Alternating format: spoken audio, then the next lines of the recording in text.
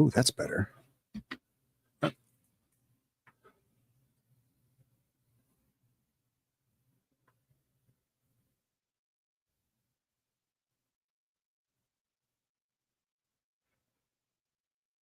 All right, and we are live on YouTube, going live on Instagram, and that looks set up as well. Excellent. All right, give me a second to adjust my camera here slightly. Coming at you guys from a new angle today. And although it's not going to show up in the stats at all, I actually have one live listener by sort of radio. So, wink, wink, here's to you, Bex. Chapter 5, The Whomping Willow. The end of the summer vacation came too quickly for Harry's liking. He was looking forward to getting back to Hogwarts, but his month at the Burrow had been the happiest of his life. Yes, it was difficult not to feel jealous of Ron when he thought of the Dursleys and the sort of welcome he could expect next time he turned up on Privet Drive. Okay, so he's already regretting leaving his found family and dreading returning to his actual foster family. On their last evening, Mrs. Weasley conjured up a sumptuous dinner that included all of Harry's favorite things, ending with a mouth-watering treacle pudding. Fred and George rounded off the evening with a display of filibuster fireworks. They filled the kitchen with red and blue stars that bounced from ceiling to wall for at least half an hour. Then it was time for a last mug of hot chocolate in bed.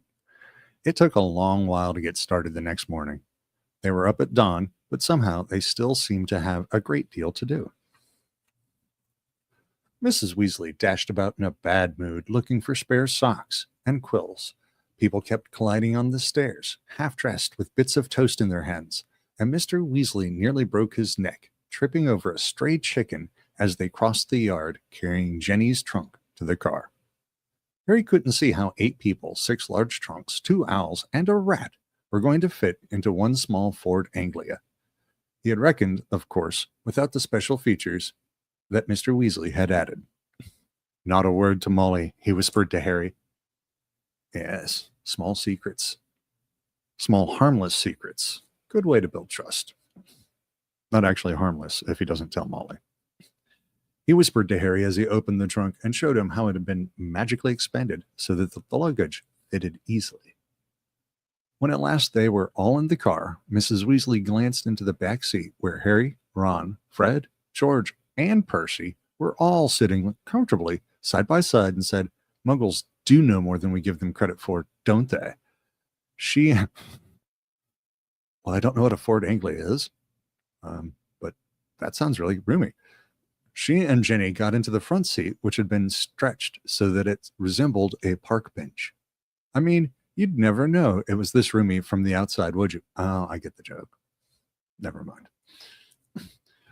Mr. Lee's, I'm sure they've covered it on Top Gear at some point. Mr. Weasley started up the engine and they trundled out of the yard, Harry turning back over for a last look at the house. He barely had time to wonder when he'd see it again when they were back. George had forgotten his box of filibuster fireworks. 5 minutes after that, they skidded to a halt in the yard so that Fred could run in for his broomstick. They had almost reached the highway when Jenny shrieked that she'd left her diary.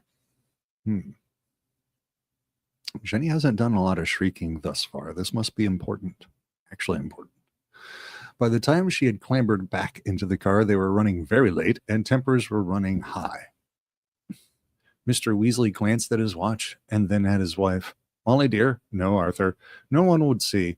This little button here is an invisibility booster I installed. That'd get us up in the air. Then we fly above the clouds. We'll be there in 10 minutes and no one would be any the wiser." "I said no, Arthur. Not in broad daylight." "Hold the boundaries, Mrs. Weasley. Hold your boundaries." They reached King's Cross at 11:15. Mr. Weasley dashed across the road to get trolleys for their trunks, and they all hurried into the station. Harry had caught the Hogwarts Express the previous year. The tricky part was getting onto the platform 9 3/4, which wasn't visible to the Muggle eye. What you had to do was walk through the solid barrier dividing platform 9 and 10. It didn't hurt, but it had to be done carefully so that none of the Muggles noticed you vanishing. All right, before we move on, A, just because it doesn't hurt, you have the anticipation of pain. So this is another wizarding way of travel, which if you just breeze past it and, oh, they're just running at a brick wall. Cool. No, imagine that for yourself. Imagine you have to run at a sprinting pace and just believe that this is going to work. And the possibility exists that you're going to smack right into a brick wall at full speed. That's a little nerve-wracking. And the Weasley's house was total chaos, which makes sense because it's a chaotic sort of love that they've got going on in there. But why was it this chaotic? They're reasonable people. They could have planned appropriately.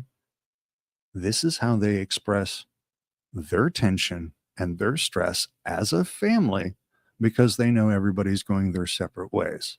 They were relaxed and safe at the hearth, and now they're separating and going out into the world. They're all stress, thus the chaos. Unnecessary chaos, but that's one of the ways that they handle departures and loving each other. Excellent. Percy first, said Mrs. Weasley, looking nervously at the clock overhead, which showed they had only 5 minutes to disappear casually through the barrier. Percy strode briskly forward and vanished. Mr. Weasley went next. Fred and George followed. I'll take Ginny, and you two come right after us, Mrs. Weasley told Harry and Ron, grabbing Ginny's hand and setting off. In the blink of an eye, they were gone. Interesting phasing. The order was very deliberate, and Molly is very smart. Let's go together. We've only got a minute, Ron said to Harry. Harry made sure that Hedwig's cage was safely wedged on top of his trunk and wheeled his trolley around to face the barrier. He felt perfectly confident. This wasn't nearly as uncomfortable as using flu powder.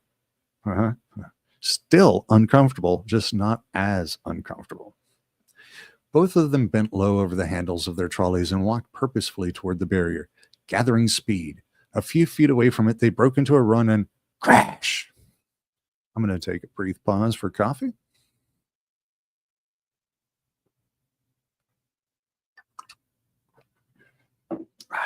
Thank you. Crash. Both trolleys hit the barrier and bounced backward. Ron's trunk fell off with a loud thump. Embarrassing. Harry was knocked off his feet. Well, that probably hurt. And Hedwig's cage bounced onto the shiny floor, and she rolled away, shrieking indignantly. So Harry's hurt, and his owls, at least in panic. People all around them stared, and a guard nearby yelled, "What in the blazes did you think you're doing?"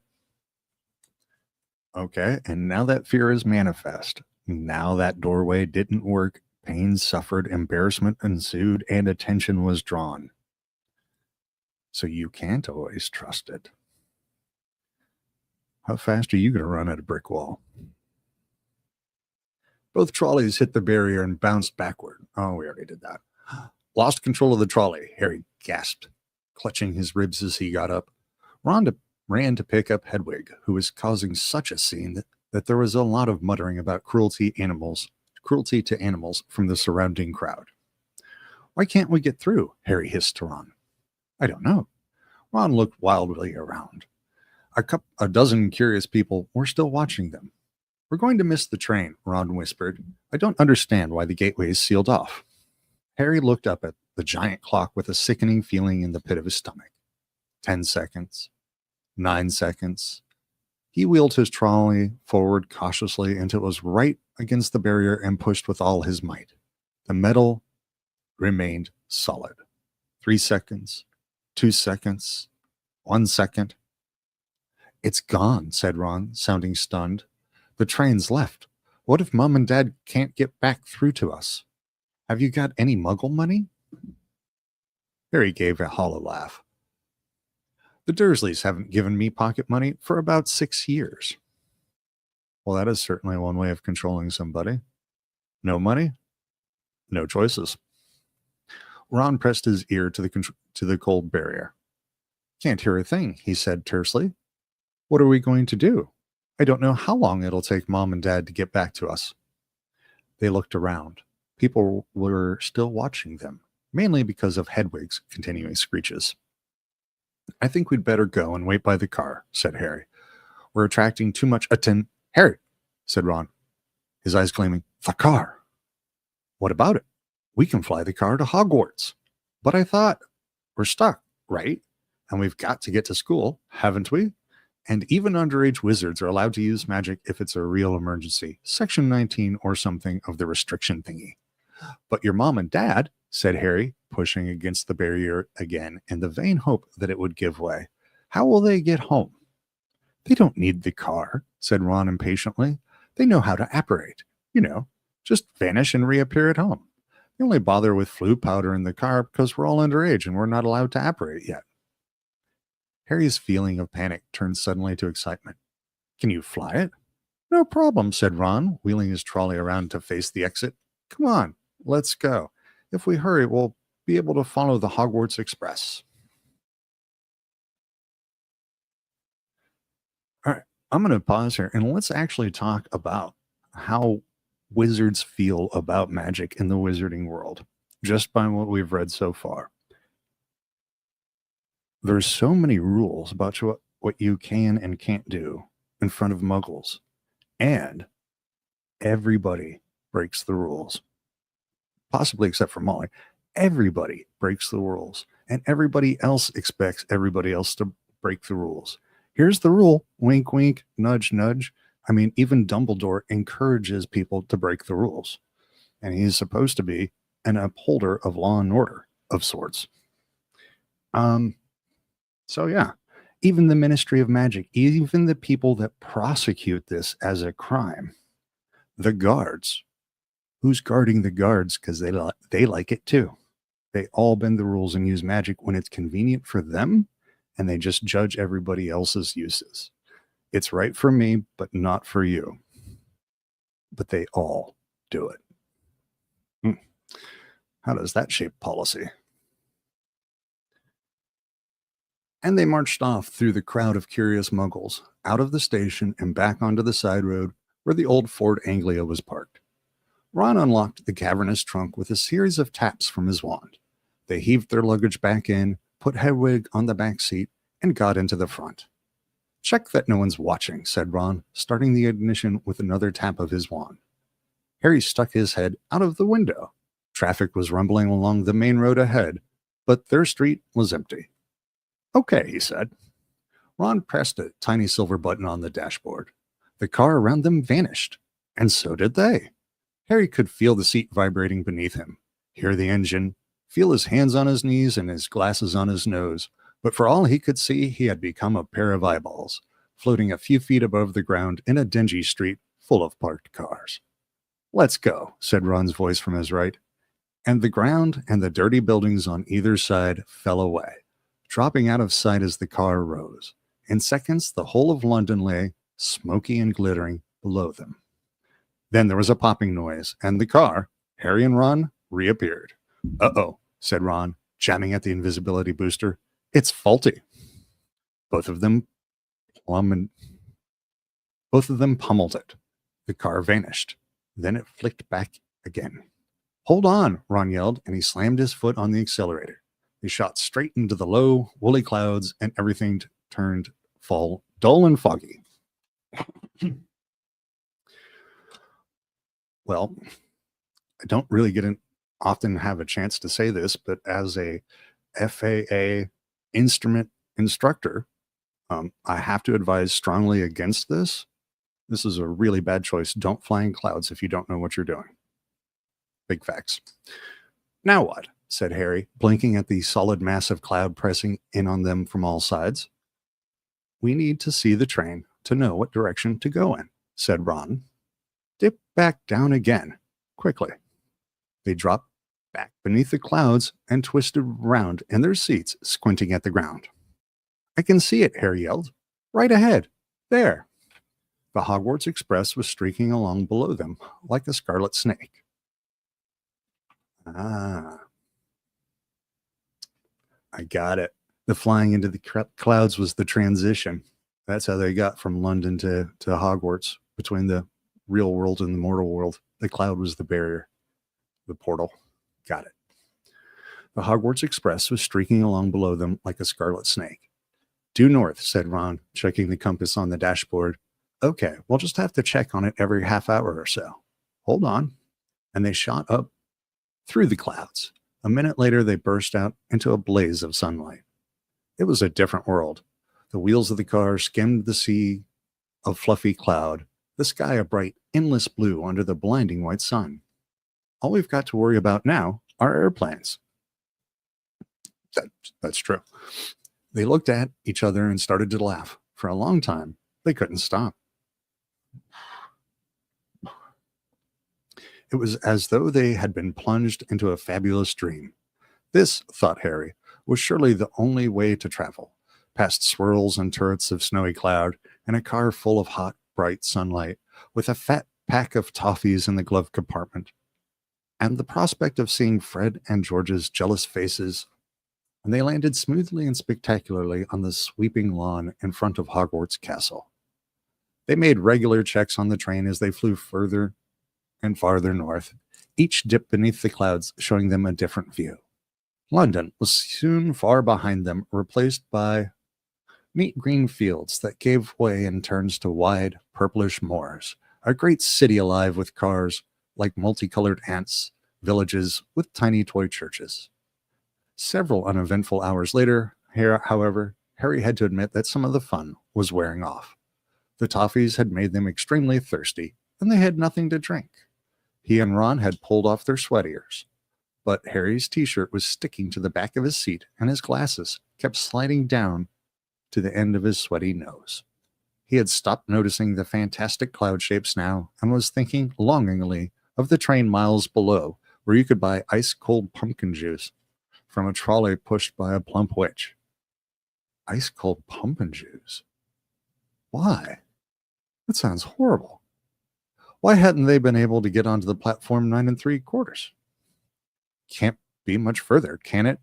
Croaked Ron, hours later still, as the sun started to sink into the floor of the cloud, staining it a deep pink. Ready for another check on the train? It was still right below them, winding its way past a snow-capped mountain. It was much darker beneath the canopy of clouds. Ron put his foot on the accelerator and drove them upward again, but as he did so, the engine began to whine. Harry and Ron exchanged nervous glances. It's probably just tired, said Ron. It's never been this far before. And they both pretended not to notice the whining growl louder and louder as the sky became steadily darker. Stars were blossoming in the darkness.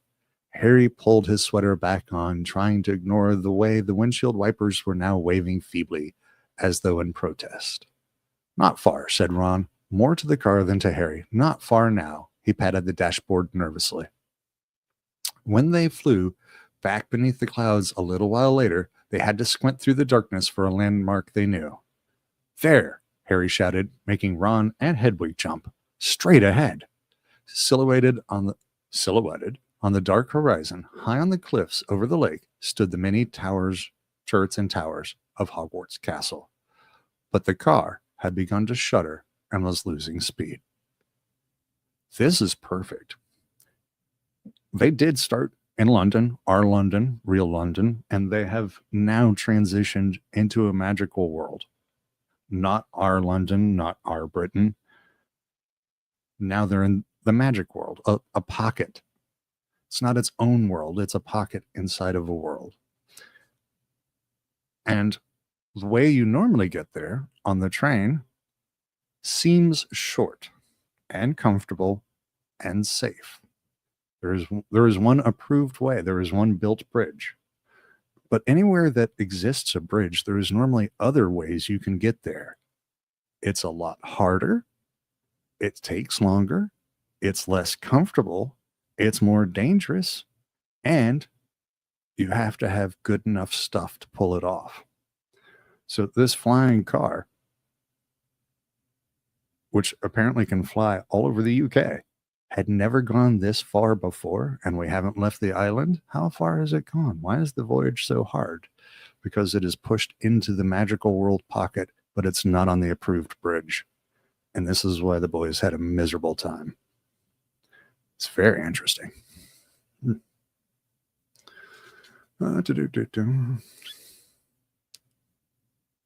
Not far. No, not far, said Ron, more to the car than to Harry. Not far now. And he patted the dashboard nervously. When they flew back beneath the clouds a little while later, they had to squint through the darkness for a landmark they knew. There, Harry shouted, making Ron and Hedwig jump. Straight ahead. Silhouetted on the dark horizon, high on the cliff over the lake, stood the many turrets and towers of Hogwarts Castle. But the car had begun to shudder and was losing speed. Come on, Ron said cajolingly, giving the steering wheel a little shake. Nearly there. Come on. The engine groaned. Narrow jets of steam were issuing from under the hood. Harry found himself gripping the edge of his seat very hard as they flew toward the lake. The car gave a nasty wobble. Glancing out of his window, Harry saw the smooth, black, glassy surface of the water a mile below. Ron's knuckles were white on the steering wheel. The car wobbled again. Come on, Ron. Ron muttered. I'm sorry. Come on, Ron muttered. They were over the lake. The castle was right ahead. Ron put his foot down. There was a loud clunk, a splutter, and the engine died completely. Uh-oh, said Ron into the silence. The nose of the car dropped. They were falling, gathering speed, heading straight for the solid castle wall. No, Ron yelled, swinging the steering wheel around.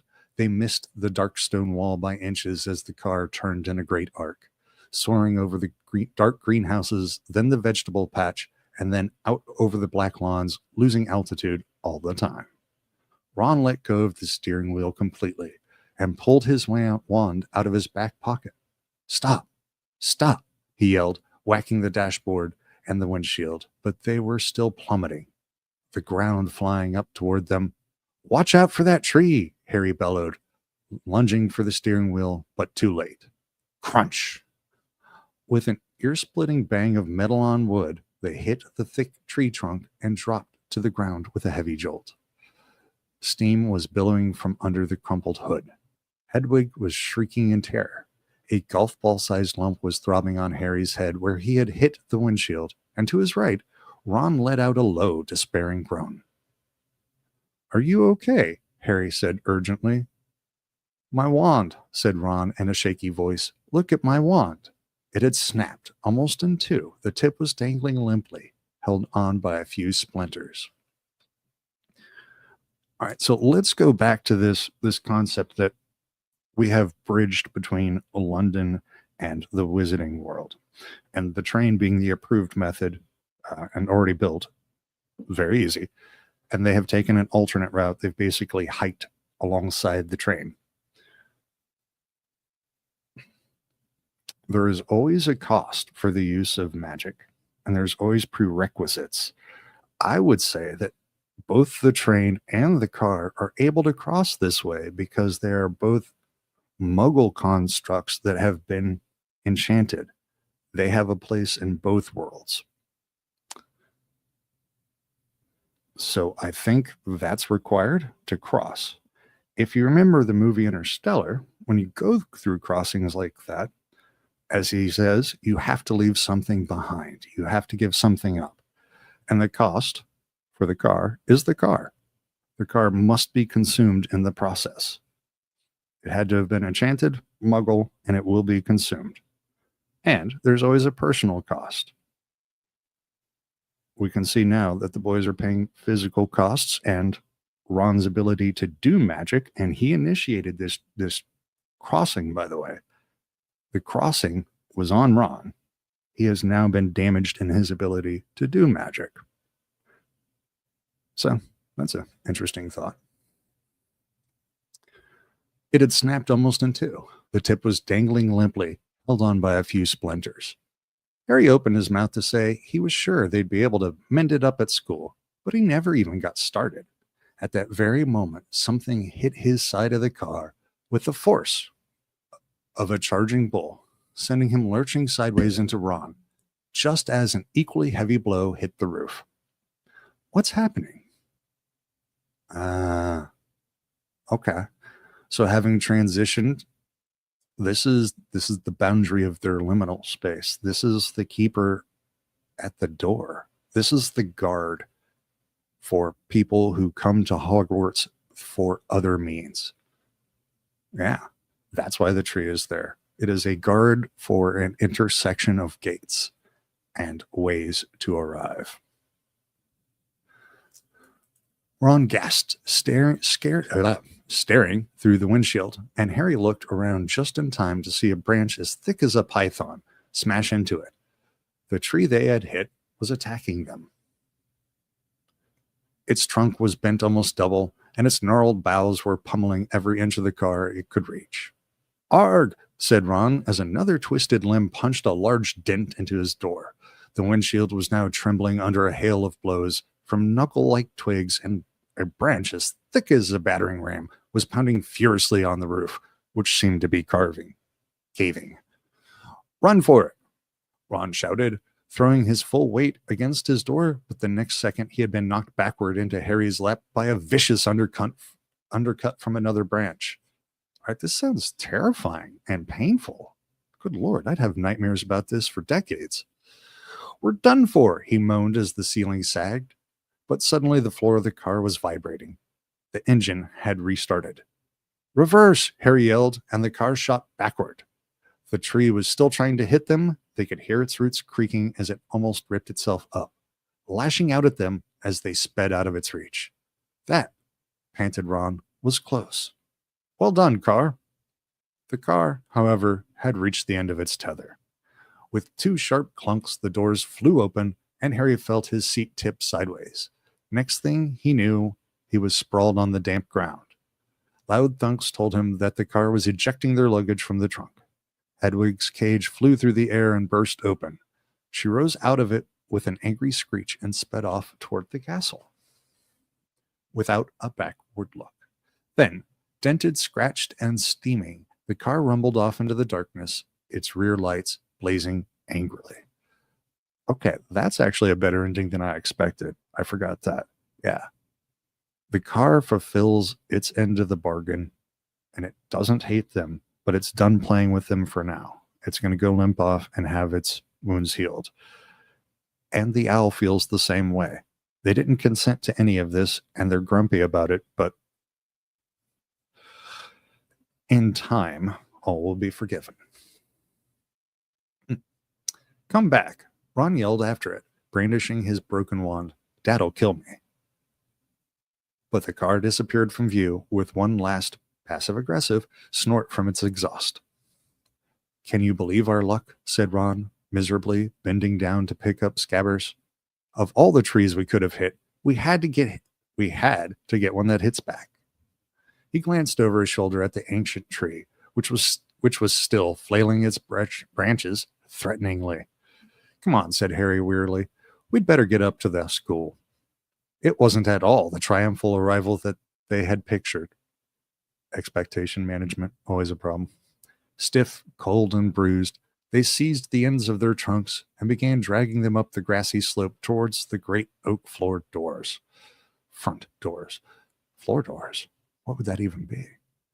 "I think the feast's already started," said Ron, dropping his trunk at the foot of the front steps and crossing quietly to look through a brightly lit window. "Hey, Harry, come and look. It's the sorting." All right. I will tell you, everybody who wasn't with me for chapter 1, always pay attention to the sorting hat. Yes. What in the zoomy heck? Okay, excuse me. I've got to do something about that. That thing's gone crazy.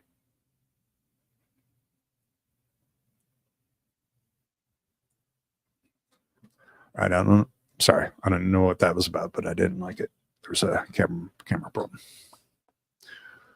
There we go. Harry hurried over, and together he and Ron peered in at the great hall. Innumerable candles were hovering in mid-air over 4 long, crowded tables, making the golden plates and goblets sparkle. Overhead, the bewitched ceiling, which always mirrored the sky outside, sparkled with stars. All right, this is such a beautiful image. You know, the first time you saw that in the movies, you're just like, man, I want that. And I do. I want that. Through the forest of pointed black Hogwarts hats, Harry saw a long line of scared-looking first years filing into the hall. and we've done nothing to ease their fears. Let's keep them scared. Jenny was among them, easily visible because of her vivid Weasley hair. Meanwhile, Professor McGonagall, a bespectacled witch with her hair in a tight bun, was placing the famous Hogwarts sorting hat on a stool before the newcomers. Every year, this aged-old hat, patched, frayed, and dirty, sorted new students into the 4 Hogwarts houses: Gryffindor, Hufflepuff, Ravenclaw, and Slytherin. Harry well remembered putting it on exactly 1 year ago and waiting, petrified. Fear again. Why are we always afraid? For its decision as it muttered aloud in his ear. For a few horrible seconds. Okay, that's an experience. So he had a feeling and an experience, and the experience was horrible. He had feared that the hat was going to put him in Slytherin, the house that had turned out more dark witches and wizards than any other. But he had ended up in Gryffindor, along with Ron, Hermione, and the rest of the Weasleys. Last term, Harry and Ron had helped Gryffindor win the house championship, beating Slytherin for the first time in 7 years. A very small, mousy-haired boy had been called forward to place the hat on his head. Harry's eyes wandered past him to where Professor Dumbledore, the headmaster, sat watching the sorting from the staff table, his long silver beard and half-moon glasses shining brightly in the candlelight. Several seats along, Harry saw Gilderoy Lockhart, dressed in robes of aquamarine, and there at the end was Hagrid, large and hairy, drinking deeply from his goblet. "Hang on," Harry muttered to Ron. "There's an empty chair at the staff table. Where's Snape?" Coffee break.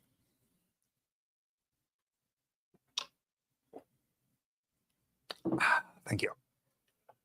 Professor Severus Snape was Harry's least favorite teacher.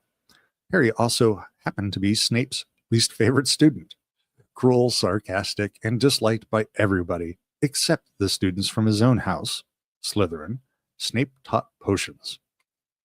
"Maybe he's ill," said Ron hopefully. "Maybe he's left," said Harry, because he missed out on the defense against the dark arts job again. "Or he might have been sacked," said Ron enthusiastically. "I mean, everyone hates him."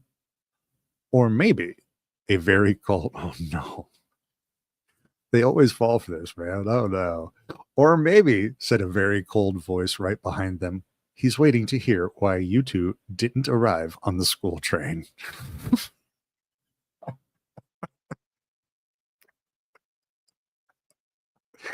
The boys got snaped. Yeah, does sound a bit like sniped, isn't it? Sniper, Snape. They got snaped.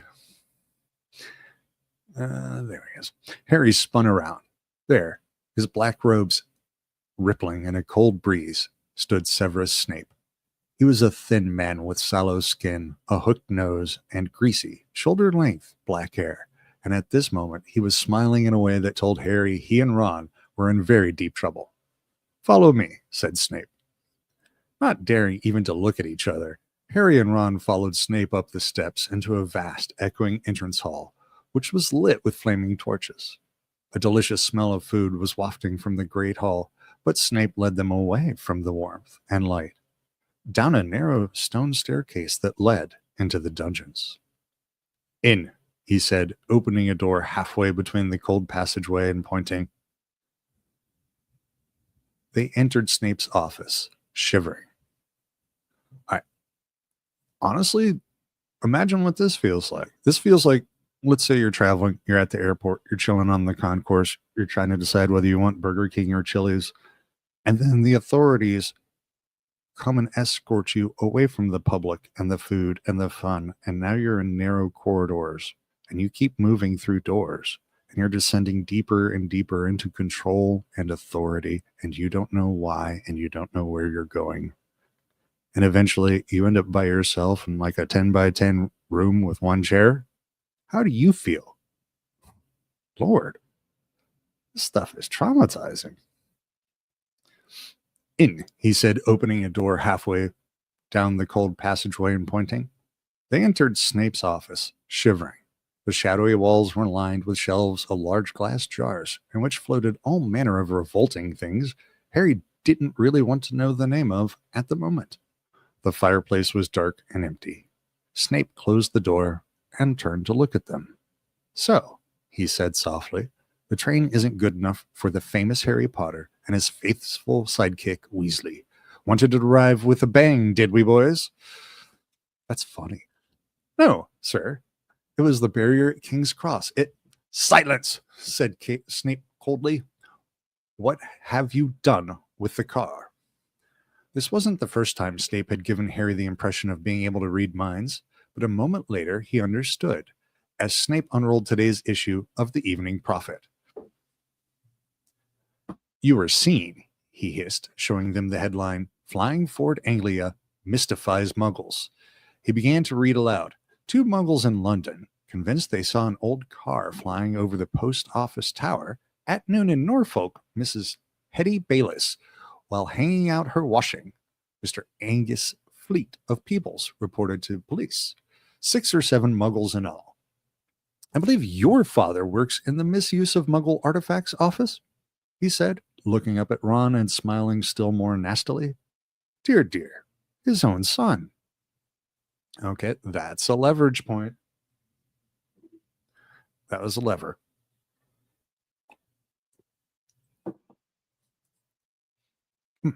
His own son. Harry felt as though he'd just been walloped in the stomach by one of the mad tree's larger branches. If anyone found out Mr. Weasley had bewitched the car, he hadn't thought of that. "I noticed in my search of the park that considerable damage seems to have been done to a very valuable Whomping Willow." "Why is it valuable?" "Because it's the guardian." Snape went on.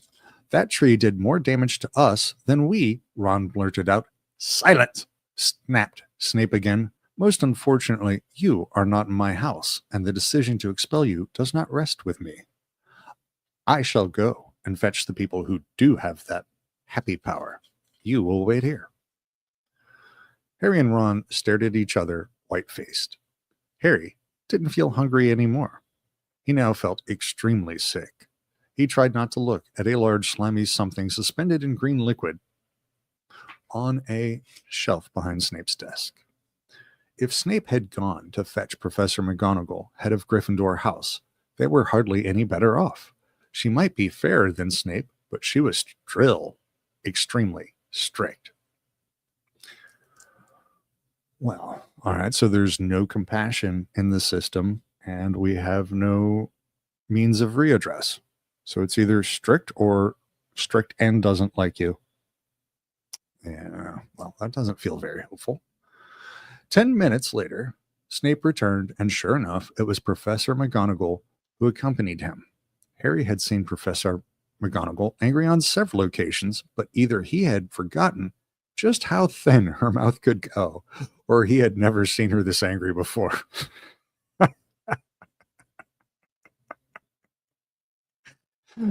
Oh, that's funny. So, Professor McGonagall is fair, but she is also someone with whom you must walk on eggshells. You must attend to her moods.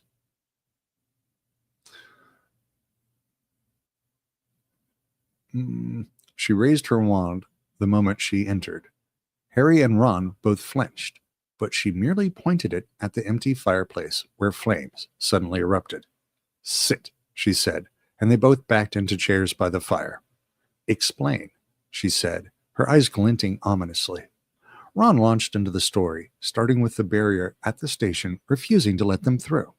"So we had no choice, Professor. We couldn't get on the train."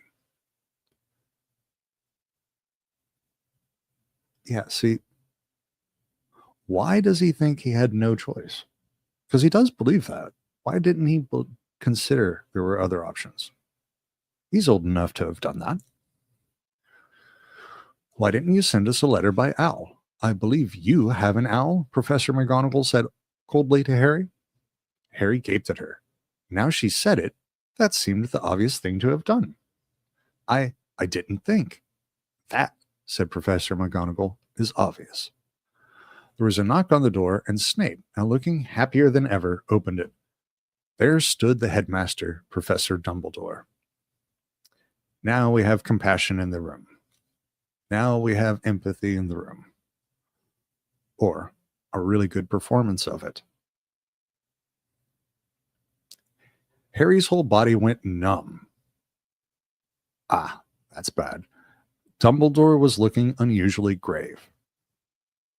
You're unexpected. When hope walks on the door and what you expected to be hope looks grave, then you become numb. This is very serious. He stared down his very crooked nose at them, and Harry suddenly found himself wishing he and Ron were still being beaten up by the Whomping Willow. Exactly.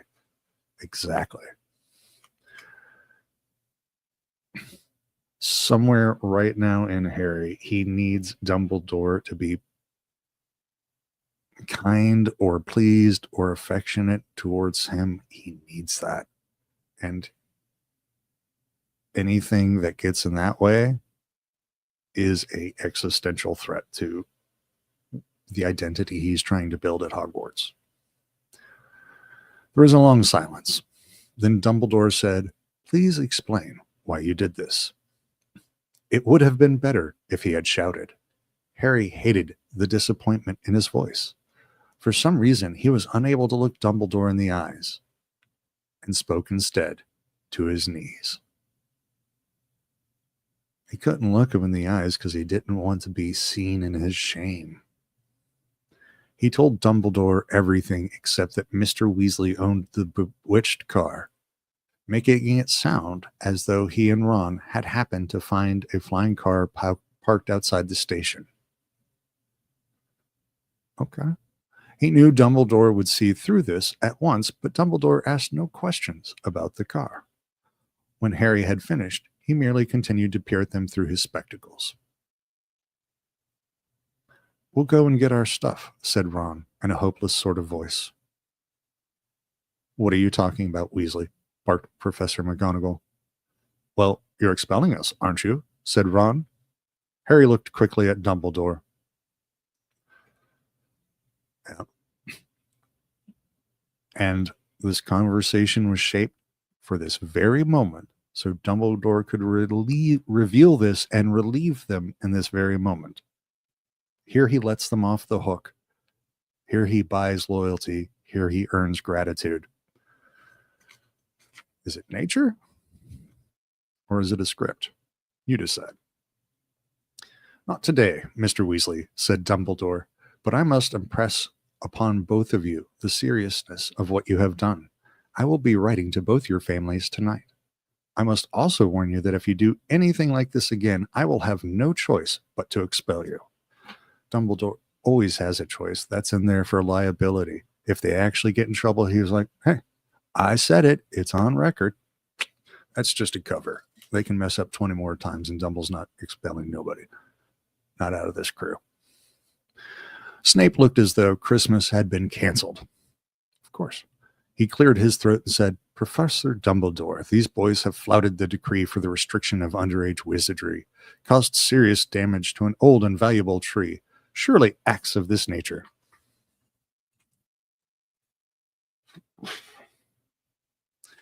"It will be for Professor McGonagall to decide on these boys' punishments, Severus," said Dumbledore calmly. "They are in her house, and therefore her responsibility." He turned to Professor McGonagall. "I must go back to the feast, Minerva. I've got to give out a few notices. Come, Severus. Here's a delicious-looking custard tart that I want to sample." All right. And much like Joey from Friends, that's how Dumbledore does his outs. All right. He goes from appearing serious to something that seems like a senile old man, something frivolous, snacks. He likes ending on snacks. And you're like, "Oh, okay, well, I guess that conversation's moved on. He's kind and friendly. Cool. Let's talk about snacks." Also taking Snape out of the room without raising his suspicions so the characters can stay in the room a moment longer and do whatever it is they're about to do.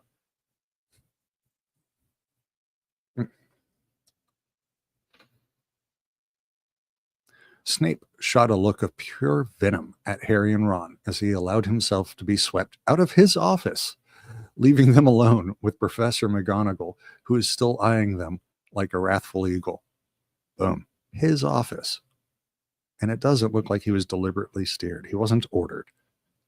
You'd better get along to the hospital wing, Weasley. You're bleeding.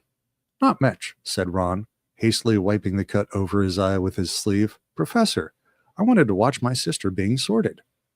The sorting ceremony is over, said Professor McGonagall. Your sister is also in Gryffindor. Oh, good, said Ron. And speaking of Gryffindor, Professor McGonagall said sharply, but Harry cut in.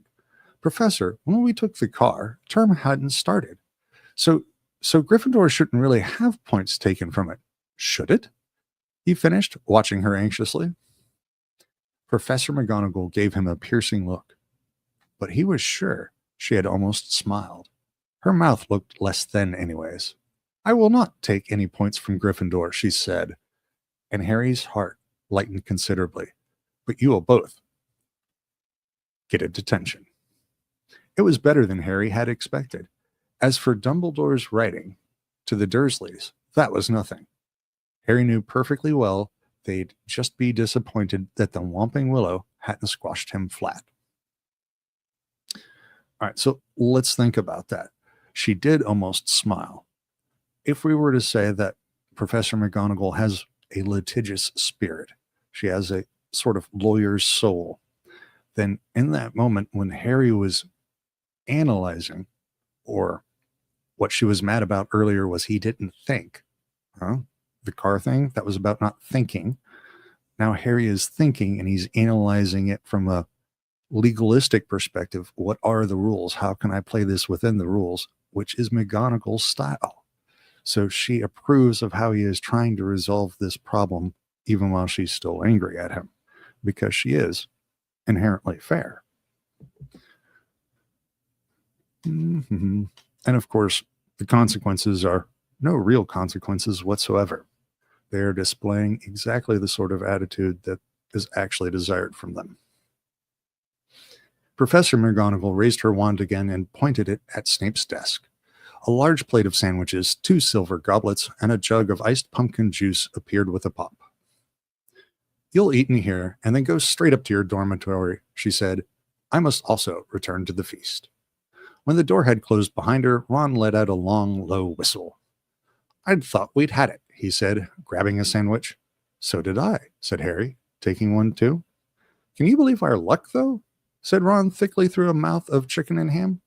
Fred and George must have flown that car 5 or 6 times, and no muggle ever saw them. He swallowed and took a huge bite. Why couldn't we get through the barrier? Harry shrugged. We'll have to watch our step from now on, he thought. No, I'm sorry. We'll have to watch our step from now on, though, he said, taking a grateful swig of pumpkin juice, which we could have gone up to the feast.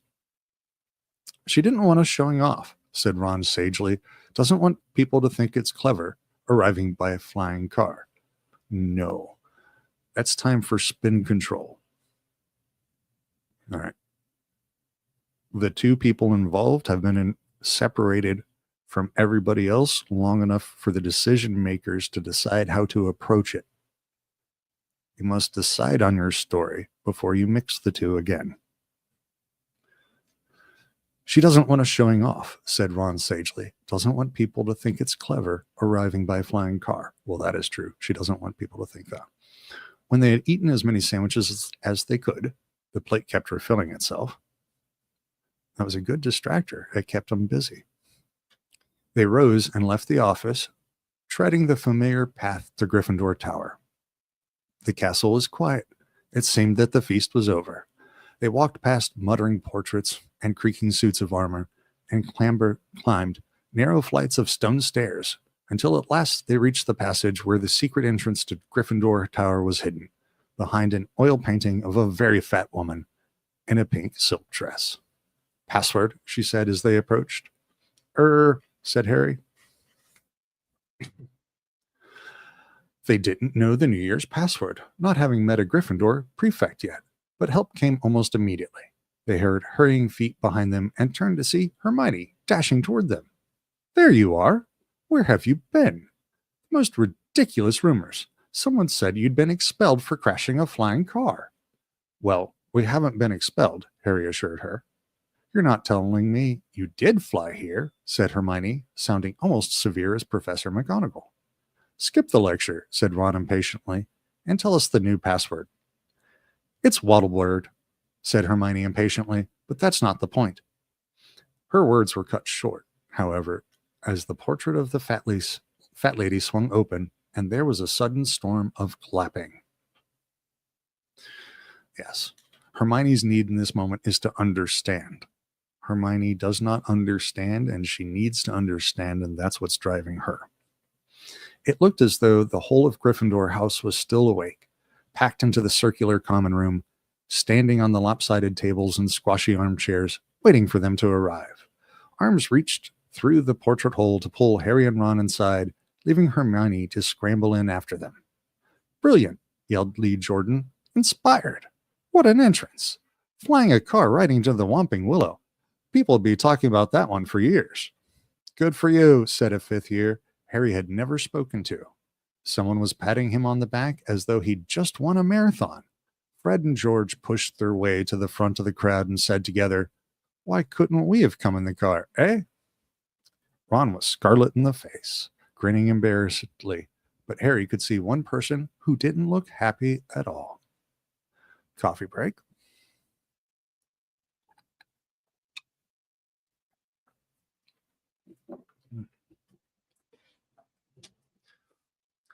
So this is interesting because there's several times that the group of friends gain adulation and respect from their peers.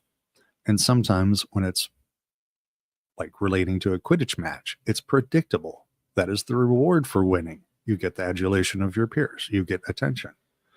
But sometimes they receive it unexpectedly and they haven't quite figured out why. I don't know why exactly in this example, but it feels like the rest of the students are responding to how big the action. They don't really care whether it was a good idea or not. It was a wild idea and the boys executed it and they've done something big. So their adulation isn't tempered by the ideas of consequences, which is what the teachers are worried about. They just see the bigness of it and they're like, yeah, good job. You pulled it off. And the boys weren't expecting that. So it's interesting. There we go. Percy was visible over the heads of some excited first years. Well, Percy is the junior representation of order, and he seemed to be trying to get near enough to start telling them off. Harry nudged Ron in the ribs and nodded in Percy's direction. Ron got the point at once. Got to get upstairs. Bit tired, he said, and the two of them started pushing their way toward the door on the other side of the room, which led to the spiral staircase and the dormitories. Having just been in trouble, the boys do not want to conflict with order, institutional order, anymore tonight. Night, Harry called to Hermione, who is wearing a scowl just like Percy's, because Hermione also respects order. They managed to get to the other side of the common. Well, let me rephrase that. Hermione also respects order, and she still needs to understand. That will still be a priority. They managed to get to the other side of the common room, still having their backs slapped, and gained the piece of the staircase. They hugged up it right to the top, and at last reached the door of their old dormitory, which now had a sign on it saying second years. They entered the familiar circular room with its 5 four-posters hung with red velvet and its high, narrow windows. Their trunks had been brought up for them and stood at the ends of their bed. Ron grinned guiltily at Harry. I know I shouldn't have enjoyed that or anything, but the dormitory door flew open, and in came the other second-year Gryffindors. Seamus Finnegan, Dean Thomas, and Neville Longbottom. Unbelievable, beamed Seamus. Cool, said Dean. Amazing, said Neville, awestruck. Harry couldn't help it. He grinned too. All right, perfect. Perfect end to this. Because I think we all know the feeling They started off expecting to have a very normal day going through to the platform, and through this entire series of adventures that it's taken them to get to this very point in the book, they haven't had time to slow down or to process. And this right now, they have finally got to what feels like a safe home with a group of safe known people. Now they can let down some armor and recharge and process their whole day that it took to get them there. That's got to feel great in that moment. And with that, I'll leave you today, and I'll see you again soon. Have a great day.